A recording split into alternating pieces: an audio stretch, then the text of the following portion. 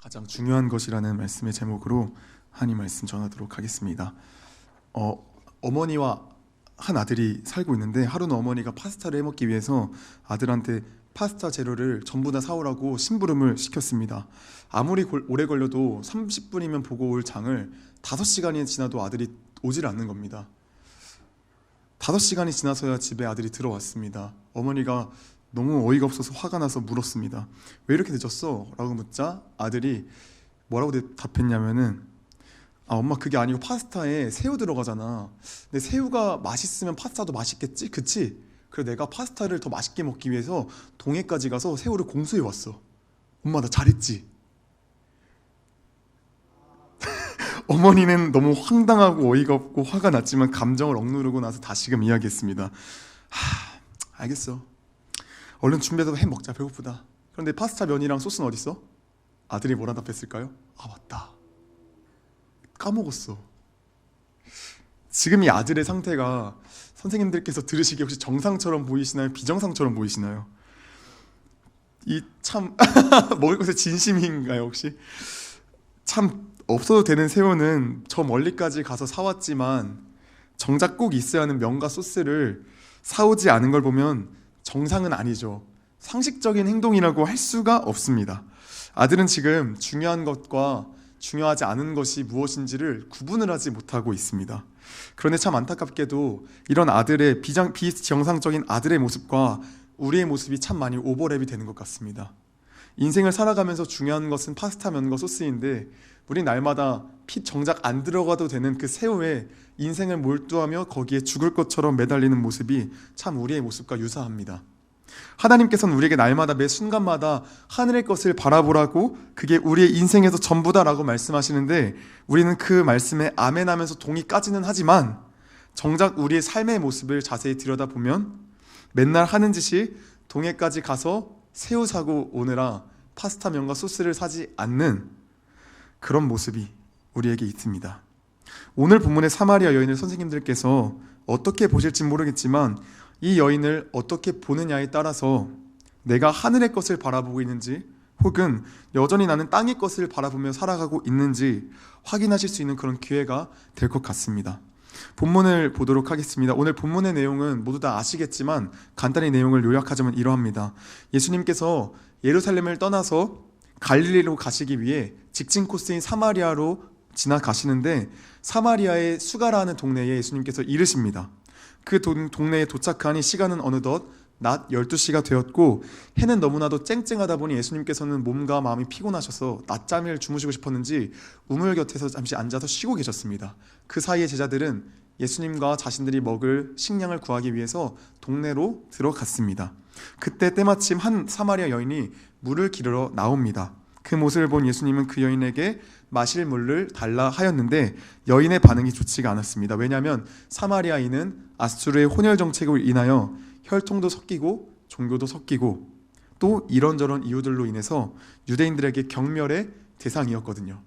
사실 이 사마리아인에 대해서는 할 이야기가 굉장히 많이 있습니다. 유대인들이 단순히 혼합 정책으로 인하여서 그 이유 하나만 놓고 사마리아인을 경멸했던 건 사실 아니거든요.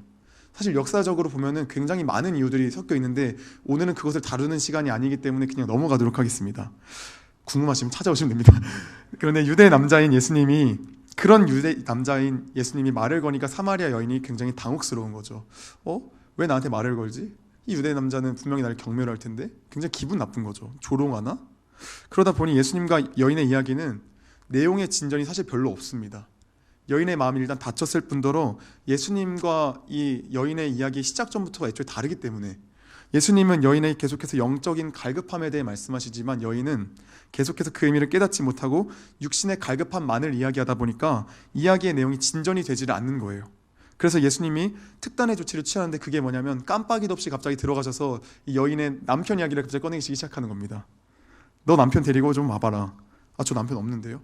맞아, 네 말이 맞지. 그런데 너 전에 남편 5 있었고 지금은 뭐 남편이랑 남편 아니니까 네 말이 맞을 수도 있네. 이러니까 여인이 화들짝 놀라가지고 주여 당신은 선지자로서이다 하면서 갑자기 이야기의 주제가 또 다른 걸로 흘러가면서 여인과 예수님이 관계가 좀 약간 이야기가 좀 바뀝니다. 이 사람이 뭔가 좀 특별한 사람 같으니까 여인은 그동안 품고 있던 예배에 대한 이야기를 좀 시작하면서 궁금한 거를 이야기하는데 예수님께서 그에 대한 명쾌한 답변을 내리시죠. 그러다 마침내 그 끝에는 여인은 예수님이 메시아임을 알게 되는 내용이 오늘의 본문 사마리아 여인에 대한 말씀입니다. 사마리아인이라는 출신 때문에 항상 유대 사람들로부터 무시받고 천대받고 경멸당하던 그 인생, 그 시대 상황 속에서 스스로 살아갈 수 없기 때문에 남자에게만 의지하여 살아갈 수밖에 없던 그 인생, 아무도 없는 땡볕이 없는 한낮에 사람들의 눈을 피해 물을 뚫어 나오던 그 인생, 언제 마를지 모를 그 우물의 물을 의지하며 살아가던 그 인생, 견디지 못하고 죽을 것만 같기 때문에 이 세상의 것으로만 영적인 목마름을 채워야 했던 그 인생, 그런 인생 가운데 예수님께서 찾아오셔서 그에게 영원히 마르지 않은 샘이 무엇인지를 알려주십니다. 인생의 갈급함의 해답은 오직 예수 그리스도 자신임을 말씀해 주십니다. 우리의 인생도 돌아보면 참 소망 없고 부질없고 날마다 영적 갈급함에 허덕여 허무한 것들로 채우는 밑빠진 독에 물 붓기의 그런 인생이었지만 예수님께서 우리 인생 가운데 찾아오셔서 그 갈급함에서 벗어나 이렇게 살아가고 있습니다. 예수님께서 찾아오시는 것만이 우리 인생의 유일한 해답입니다. 보통 이 사마리아 여인에 대해서 보통 이런 식으로 맥락으로 설교 내용을 많이 들어오셨을 겁니다. 그렇죠? 그런데 오늘은 좀 다른 관점에서 좀 이야기를 살펴보려고 합니다. 많은 사람들에게 사마리아 여인 이야기에 대해서 참 많이 물어봅니다. 혹시 예수님께서 사마리아 여인에게 왜 찾아가셨을까? 라고 많이 묻는다면은 거의 다 어떻게 대답하면 이렇게 대답을 해요. 거의 다. 사마리아 여인은 어렸을 적부터 출생부터가 사마리아인이다 보니까 유대인들에게 천대받고 그런 인생이었잖아. 그리고 남편에게도 막 이렇게 5번이나 갈아치울 정도로 참 많이 안타까운 인생이었잖아. 그래서 예수님이 그런 인생을 위로하시기 위해서 뭐 찾아가셨다, 혹은 뭐 의지할 게 없던 그 여인의 마음을 위로해 주려고 예수님이 찾아가셨다, 거의 대부분 이렇게 이야기를 하시더라고요. 제 주변 분들은 다 그렇게 이야기를 하더라고요. 선생님들에게 질문 드립니다. 이게 맞습니까? 혹시 선생님들은 어떻게 생각하십니까? 예수님께서 사마리아 여인에게 왜 찾아가셨습니까? 선생님들 혹시 이와 동일한 어떤 답변을 가지고 계신가요? 예수님께서 우리를 찾아오신 이유가 단지 우리가 뭐 가난해서, 뭐 인간적인 기준에서 좀 불쌍해서, 옛날에 왕따를 좀 당했어서, 쓴뿌리가 있는 것 같아서, 트라우마가 있어서, 내가 좀 외형적으로 뭔가 좀 불쌍해서, 안타까워서, 좀 못생겨서, 우리가 요즘 힘들고 지치고 어려워서, 뭔 이런 이유 때문에 예수님이 우리를 찾아오셨습니까? 그런 이유들이 모이고 모여서 예수님의 마음을 울려서 속녀섭에게 찾아오셨다, 뭐 이런 겁니까? 아니죠. 이건 예수님의 그 은혜를 헐값으로 떨어뜨리는 거죠. 같은 맥락에서 많은 그리스도인이 오해하는 성경 본문이 하나 더 있죠. 삭개오 이야기. 선생님들은 그렇게 생각하지 않으시겠지만 많은 분들이 삭개오 이야기도 거의 동일하게 생각하시더라고요. 삭개오에게 예수님이 찾아오신 이유가 뭐 삭개오가 나무에 올라타는 그 열정 때문에 예수님이 마음에 감동이 돼서 삭개오에게 찾아오신 거다, 뭐 이런 이야기를 하시는데 말이 안 되는 이야기죠, 사실은. 먼저 그 나무가 거대한 나무였고, 뭐 주변에서 삭개오 혼자만 그 나무에 올라타고 있었다면은 뭐 100번 이해해서 뭐 그럴 수 있다라고 이야기할 수 있지만, 그 나무는 사실 웬만한 사람이면 다 올라갈 수 있는 나무였거든요. 그리고 웬만하면 다 올라갈 수 있는 나무다 보니까 사실 삭개오만 그 나무에 올라갔을까요? 주변에 다른 여러 사람들이 원숭이처럼 다 매달려 있었겠죠, 이미. 그리고 예수님을 사실 쫓는 그 열심, 열정으로 따지면은 사실 삭개오보다는 바리새인이 더 대박 아닌가요? 예수님이 가는 곳마다 쫓아가가지고 그거 아닌데면 이러는 그 열정, 거의 사생팬 수준의 그 열정. 열정이면 사실 바리새인들이 더 열정적이죠. 삭개오가 어디 뭐 명함을 내밀 수 없는 그런 정도죠. 우리는 삭개오에게, 사마리아 여인에게, 그리고 나 자신에게 예수님이 찾아오신 그 이유가 과거의 어떤 일 때문에, 어떤 일로 마음에 쓴뿌리가 가득해서, 혹은 내가 현재 너무 힘들고 위로가 필요해서 이런 식으로 생각하고 여기에 신앙의 모든 포커싱을 다 맞춥니다. 그런데 이건 잘못된 거죠. 이걸 우리가 뭐라고 이야기하냐면 인본주의라고 이야기를 하는 겁니다. 또 다시금 돌려 말하면, 다시 말하면은 인본주의를 다시금 말하면은 선악과 먹은 인간, 하나님과 같이 되고 싶어하는 인간인 거죠. 모든 게 다 자기 중심이에요. 전부 다 자기가 기준이에요. 이게 뭐냐면 인본주의는 복음의 물을 그냥 타는 수준이 아니라 복음의 색깔을 그냥 아예 없애버리는 거죠. 하나님께서 우리에게 구원이라는 그 은혜를 베푸실 때 그 구원 계획에 우리가 뭐 구원하시기에 어떤 동기도 어떤 원인도 어떤 이유도 우리가 무엇인가를 제공한 게 있습니까? 아무것도 없습니다. 그저 하나님께서 긍휼과 자비와 사랑으로 그냥 한 죄인을 구원해 주신 거예요. 전적인 은혜예요. 만약 하나님께서 우리가 인간적인 기준에서 예를 들어 그냥 인간적인 기준에서 가난한 사람 있잖아요. 가난한 사람. 그 가난한 사람이 있어서 그 가난 때문에 불쌍하게 여김받는 그 한 사람을 하나님께서 그냥 그런 이유 때문에 구원하셨다면 우리 모두 다 여기 있을 필요가 없죠. 우리 모두 다 그냥 당장 집 돌아가서 집문서 팔고 냉장고 팔고 세탁기 팔아서 구원받으면 되는 거죠. 그럼 하나님께서 인간적인 기준으로 불쌍한 우리를 불쌍해서 구원해 주실 거 아닌가요? 그렇죠? 그런데 하나님의 구원은 그게 아니잖아요. 그게 아니잖아요. 하나님께서는 아무 조건 없이 우리가 뭐 어렸을 적에 가난해서 친구들에게 왕따를 당해서 외형적으로 볼품이 없어서 이 속에 뭐 쓴뿌리 혹뿌리가 너무 많아서 이래서 구원해 주신 것이 아니라 하나님이 창세전부터 택하신 백성이라서 구원해 주신 거죠. 혹시 선생님들 마음 가운데 이게 잘못된 것처럼 들려지십니까? 이게 좀 뭔가 잘못된 것처럼 들려지시나요?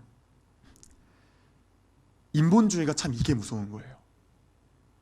죄다 인간이 기준이니까 뭐가 불만인지 아세요? 하나님의 전적인 은혜가 진짜 엄청 불만인 거예요. 왜 저 사람은 구원 안 하세요? 왜 저 사람은 구원 안 하세요? 이게 인본주의에서 나온 거예요. 우리가 하나님의 관점에서 보면 하나님이 어떤 분이시죠? 절대적인 선과 절대적인 공의를 가지신 분이십니다. 그런 절대적인 선과 공의로 이 세상을 주관하시는 하나님께서 누구를 택하셨다, 누구를 택하지 않으셨다는 우리가 논할 수 없는 내용이죠. 하나님은 언제나 오르시잖아요. 어느 순간에나 오르시잖아요, 그분은. 그런데 인본주의는 이걸 부정하잖아요. 완전히 부정하잖아요. 요즘 사람들이 좋은 예배를 구분짓는 기준이 무엇입니까? 소위 은혜 받았다는 그 기준이 무엇일까요? 모두 나 자신의 기준 아닙니까? 그 은혜 받고 좋은 예배. 내가 좀 울고 내 마음이 좀 뭉클해지면 은혜 받은 예배이고 좋은 예배 아닙니까? 기도가 좀 잘 되고 찬양이 좀 집중 잘 되면 내 기준에 내가 좀 괜찮은 것 같으면 그게 좀 은혜 충만한 예배 아닙니까?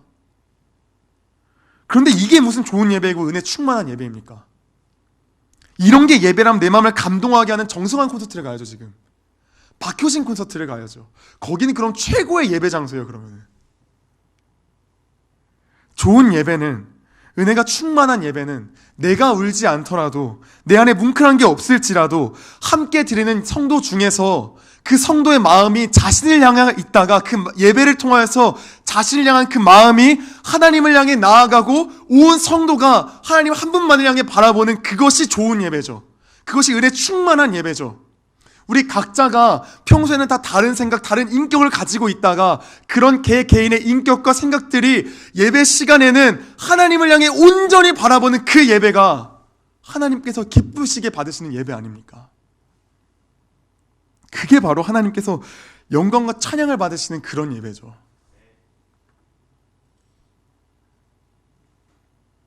제가 참 있던 교회에서도 참 많이 느꼈지만 우리는 참 이 인본주의가 이 예배에 많이 들어와서 이 참 찌들어 있는 걸 많이 보죠. 찬양도 많이 그렇고 방금 말씀드린 것처럼 예배도 그렇고 모든 초점이 다 나를 위로하는 예배, 내 마음을 위로해 주세요. 제 마음을 위로해 주세요. 그 찬양에도 사실 선생님들도 잘 아시겠지만 요즘 그 멜론 차트나 뭐 이런 CCM 이렇게 순위를 보면 참 그런 내용의 가사가 많죠. 그런 내용도 필요해요. 그런데 그게 주가 아니잖아요. 그게 중요한 게 아니잖아요. 그건 부잖아요. 그거는 그냥 그건 플러스 알파로 받는, 그냥 감사합니다로 받는 그거잖아요. 그렇다면 이렇게 질문하시는 분이 좀 있을 수도 있을 것 같습니다. 그러면 제 상한 마음은요? 일주일 동안 세상에 치여서 고통받고 온 제 마음은요? 저는 어디서 위로를 받아요? 선생님들 이 사실을 알고 계십니까? 이미 우리는 위로를 받은 자들입니다.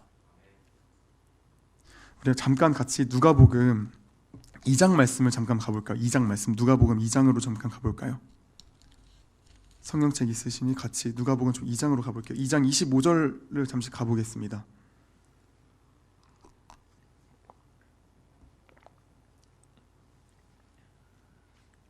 25절에 시몬이라는 사람이 등장을 합니다. 거기 뭐라 적혀있죠? 예루살렘에 시몬이라는 사람이 있으니 이 사람은 의롭고 경건한 이스라엘의 위로를 기다리는 자라. 성령이 그 위에 계시더라. 근데 그 밑에 아기 예수와 그 시몬이 만납니다. 그리고 그 밑에 34절에 보시면 시몬이 그들의 축복하고 그의 어머니 마리아에게 말하여 이르되 보라 이는 이스라엘 중 많은 사람을 패하거나 흥하게 하며 비방을 받는 표정이 되기 위하여 셈을 받았고 또 칼이 내 마음을 찌르듯 하리니 이는 여러 사람의 마음의 생각을 드러내려 함이니라 하더라. 예루살렘의 위로를 기다리는 그 시몬이 예수를 만나자 고백한 내용입니다. 예수가 오셨을 때 이미 이스라엘의 위로가 왔습니다. 십자가에 못 박혀 죽으셨을 때 이미 그 위로가 우리에게 충만히 임하였습니다. 우린 이미 예수를 믿음으로 위로를 받은 자들입니다. 이미 우리는 죽었던 자들이잖아요. 다시 살았잖아요. 그래서 위로를 받았어요. 여기서 뭔가 위로가 좀 안 되시면은 한 가지 더 있습니다. 우리가 기도할 때 하나님을 뭐라 부르죠? 우리가 아버지라 부르지 않습니까? 아버지. 우리가 하나님을 아버지라 부를 수 있는 사람들입니까? 그런 사람들이었습니까? 원래 아니었잖아요. 죄 때문에 그분이랑 나랑은 완전 생판 남이었잖아요. 그런데 예수 그리스도의 십자가 보혈로 우리가 다시 그분을 하나님 아버지라 부른다니까요. 아버지. 여기서 우리는 이미 위로를 받은 겁니다. 이미 여기서 많은 위로를 받은 겁니다. 그 지우가 그 가끔씩 저한테 이벤트성으로 한 번씩 막 뛰어오면서 막 전도사님 하면서 올 때가 있잖아요.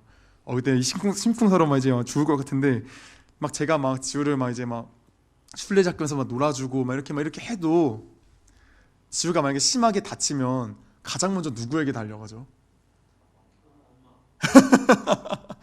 부모님에게 달려갑니다. 지우는 사실 누구에게 달려간지 모르겠습니다. 그런 거죠. 하나님이 우리의 아버지십니다. 이보다 더한 위로가 필요하십니까? 우리가 세상에서 치이고 넘어져서 울면 갈 데가 있는 거예요. 원래 우리 존재가 하나님께 갈 수가 없었어요. 그런데 가게 되었다니까요. 하나님 아버지께. 저 예수 믿지 아니하는 저 영적인 고아들은 다 힘들고 지치면 너무 마음이 어려우면 어디로 가죠? 술집으로도 가고 클럽으로도 가고 PC방으로도 가고 온갖 성인의 난무하는 그런 곳으로도 가고. 그런데 우리는 힘들고 어려울 때 어디로 갑니까? 아버지께 가지 않습니까? 영적인 아버지께 달려가지 않습니까? 그래서 우리는 사실 기도하러 나아갈 때 저 진짜 오늘 할 말 많아요. 진짜 오늘 진짜 2시간짜리니까 적어도 2시간짜리니까 진짜 다 들을 준비하세요. 기도 자리로 나아가요. 그런데 그때 뭐라고 고백합니까? 하나님 아버지. 거기서 이제 내려가는 겁니다. 거기서 참 많은 위로를 얻는 겁니다. 그래서 이제 하나님이 너 아까 할 말 있다며. 아니요. 다 해결됐어요. 아버지잖아요. 당신이 나의 아버지잖아요. 이미 여기서 위로를 다 주셨는데 그럼에도 불구하고 때를 따라 또 필요한 위로를 한 번씩 주시잖아요. 그 아버지가 참 좋으신 아버지인 거예요. 그 하나님 아버지가. 그래서 사랑하는 선생님들, 우리의 모든 기준은 내가 아니라 하나님이 기준이 되어야 합니다. 하나님 아버지가 기준이 되어야 합니다. 인본주의에서 철저한 신본주의로 우리가 돌이켜야 합니다. 우리가 나 자신을 기준 삼고 산다면 우리의 모습은 사마리아 여인과 다를 바가 없는 거예요. 자신을 기준 삼고 사는 사마리아 여인이 예수님과 대화가 좀 되나요? 안 되죠. 계속 딴 얘기만 하죠. 시작 전부터가 달라서 대화가 안 통하죠. 그런데 그 자기중심적인 사마리아 여인에게 언제나 나를 기준 삼고 사는 그 우리에게 우리 예수님께서 뭐라고 말씀하신지 아십니까? 오늘 본문 14절에 내가 주는 물을 마셔라. 영원히 목마르지 않는 영생하도록 솟아나는 이 물을 마셔라. 나중에 사마리아 여인이 예수님의 말씀이 무엇인지 깨닫고 어떻게 합니까? 자신의 육적인 갈급함을 채워지는 그 물동이를 어떻게 합니까? 버리고 마을로 돌아가 예수를 전합니다. 우리가 인본주의에 찌들어서 나 자신만을 기준 삼고 살면은 사마리아 여인과 같이 계속해서 우리는 갈급할 겁니다. 계속된 갈급한 것은 허무한 것으로 채우기 시작할 거예요. 그때 예수님께서는 시선을 자신에게로 돌이키라고 말씀하십니다. 너의 문제의 답은 그게 아니야. 지금 너의 문제의 답은 돈이 아니야. 너의 문제의 답은 명예가 아니야. 너의 문제의 답은 사람이 아니야. 너의 문제의 답은 관계가 아니야. 너의 문제의 답은 오직 나야. 오직 나야. 창세기 32장에 어떤 말씀이 등장합니까? 이 야곱과 하나님과의 씨름 장면이 등장을 합니다. 이 이야기를 잘 아시죠? 그리고 제가 저번에도 한번 했었습니다. 우리에게는 그 수많은 에서들이 존재를 합니다. 수많은 에서가 나를 괴롭힙니다. 오늘도 그 에서에게 잡히면 나는 죽을 것 같습니다. 그래서 머릿속엔 여전히 에서밖에 없어요. 하나님의 군대 마하나임을 만났지만 우리는 여전히 그 에서가 너무나도 가득해요. 그래서 하나님께서 어떻게 하십니까? 야곱에게 나타나셔서 씨름하십니다. 그래서 뭐라 말씀하십니까? 너의 문제의 답은 에서가 아니야. 나야. 그러면서 여기를 딱 부러뜨리죠. 근데 여기 다치신 분들이 하는 말씀들이 있더라고요. 여기 다치신 분들이 하는 말이 뭐냐면 여기를 다치니까 일어설 수가 없대요. 힘이 나질 않은데요. 힘을 빼라. 너가 가지고 있는 그 힘을 빼라. 너의 힘에 지금 그거는 이 에서의 문제는 거기서 끝이 아니야. 에서가 지나면 또 다른 에서가 있고 그 에서가 지나면 또 다른 에서가 산 넘어 산으로 또 있어. 너의 힘은 그때마다도 강해질 거니 아니잖아. 힘을 빼. 나한테 맡겨. 네 문제는 지금 나야. 나한테 맡겨. 이 말씀이 만약 우리에게 하시는 말씀이라면, 정말 다가오신다면 우리는 사마리아 여인과 같이 나의 육적인 갈급함을 채우는 그 물동이를 버리고 그냥 잠깐 세워놓는 게 아니라 언제든지 다시 가져가려고 세워두는 것이 아니라 버리고 완전히 그냥 버려버리고 다시금 예수님께로 나아가야 합니다. 사랑하는 선생님들, 가장 중요한 것이 무엇입니까? 가장 중요한 것은 내가 아닙니다. 오직 예수 그리스도입니다. 우리가 예수님을 바라보지 않고 사는 것은 가장 중요한 파스타면과 소스는 사지도 않고 동해까지 가서 새우만 사갖고 오는 그런 미련한 사람과 똑같은 겁니다. 날마다 정말 하나님의 기준으로, 하나님의 관점으로 우리가 삶을 살기를 원합니다. 만약 하나님의 관점으로, 하나님의 기준으로 사는 게 벅차고 어려우시다면 죽기까지 순종하시고 남들이 뭐라 한들 하나님만을 바라보며 쫓으며 사셨던 우리 예수님의 삶을 기억하시면서 견디며 나아가셨으면 좋겠습니다.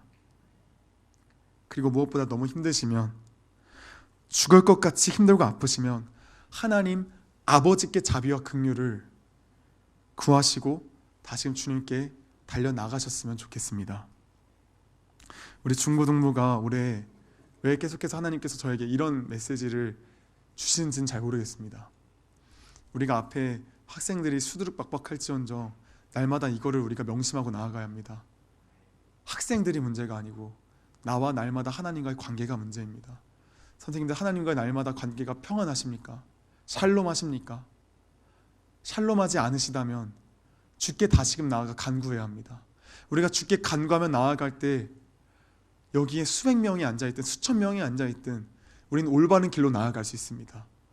그러나 우리가 예수님을 관계가 화평하지 않다면, 샬롬하지 않다면 여기 한 명이 앉아있든 10명에서 수천 명이 앉아있든 우리는 잘못된 길로 갈 수밖에 없을 겁니다. 물론 하나님께서 돌이키시겠죠. 그런데 처음부터 잘 갔으면 좋겠습니다. 처음부터 우리가 바른 방향으로 함께 기도함으로써 올바른 방향으로 나아갔으면 좋겠습니다. 날마다 선생님들께서 하나님과의 관계가 기도와 말씀으로 화평해지시고 인본주의가 들어오는 것 같다면, 나 자신이 기준이 되어지는 것 같다면 주께 긍휼 구하시면서 하나님 아버지께 나아가는 그런 우리 모두가 되었으면 좋겠습니다. 함께 이 시간 함께 찬양하시고 좀 함께 기도했으면 좋겠습니다. 함께 기도하며 나아가실 때 주님, 우리의 갈급함이 무엇인지 다시금 좀 돌아보며 나아갑니다. 내 갈급함이 어떠한 것인지 좀 돌아보며 나아갑니다. 나 자신을 위한 갈급함인지 하나님 아버지 당신을 위한 갈급함인지 돌아보며 나아갑니다. 우리 앞에 여전히 애서가 가득하다면 다시금 예수님께로 돌아서며 주님께 모든 능력과 은혜와 힘을 구하며 나아가는 내가 될 수 있도록 함께 기도하시면 좋겠습니다.